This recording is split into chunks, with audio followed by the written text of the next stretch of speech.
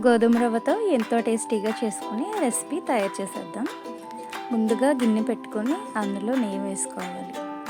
వేసుకుని కట్ చేసి పెట్టుకున్న జీడిపప్పుని కిస్మిస్ని వేసి బాగా ఫ్రై చేసుకోవాలి. ఫ్రై చేసుకుని ఒక ప్లేట్లోకి తీసుకోవాలి.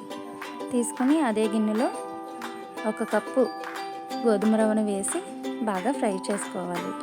ఫ్రై చేసుకుని మరిగిన పాలు 2 కప్పులు వేయాలి. వేసి అదే కప్పుతో 2 కప్పుల వాటర్ని కూడా వేయాలి. వేసి బాగా కలుపుకొని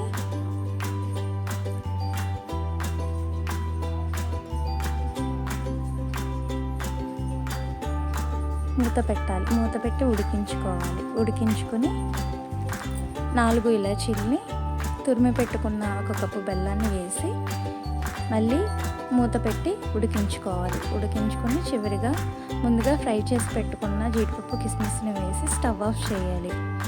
అంతే, ఒక బౌల్లోకి తీసుకుని సర్వ్ చేసుకుంటే ఎంతో టేస్టీగా తయారవుతుంది.